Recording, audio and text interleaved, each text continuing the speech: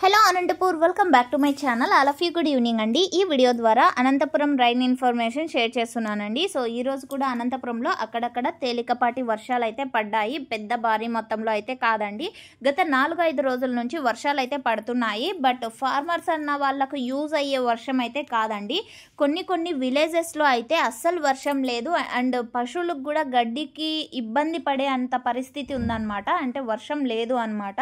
So కొన్ని విలేజెస్లో అయితే ఎక్కువగా వర్షం అనేది పడుతోంది. అండ్ పడిన వర్షం కూడా అది కూడా తేలికపాటి వర్షం, అంటే లైట్గా అనమాట. ఒక 5 నిమిషాలు పడుతుంది, తర్వాత ఊరికే అవుతుంది, అంటే క్లౌడీగా ఉంటుంది. సో ఒకసారి ఎండ ఎక్కువగా వస్తుంది. సో ఈ విధంగా అనమాట. అండ్ భారీ భయంకర వర్షం అయితే కాదండి. 4-5 రోజుల నుంచి పడినంత వర్షం కూడా సో ఒక విలేజ్కి సరిపడా కూడా పడడం లేదు. సో ఓకే, ఇది ఇన్ఫర్మేషన్, వర్షం ఇన్ఫర్మేషన్ అనమాట. అండ్ ఈరోజు కూడా వర్షం అయితే వచ్చింది, బట్ పెద్ద వర్షం అయితే కాదు, అక్కడక్కడ మాత్రమే. అండ్ కొన్ని విలేజెస్లో వర్షం లేక చాలా మంది ఫార్మర్స్ అన్న వాళ్ళు ఇబ్బందులు పడుతున్నారు అనంతపురం జిల్లాలో. సో ఇది అనంతపురం జిల్లా యొక్క రైన్ ఇన్ఫర్మేషన్. అండ్ ఈ ఇన్ఫర్మేషన్ యూజ్ అయితే ప్లీజ్ లైక్ చేయండి. Thank you.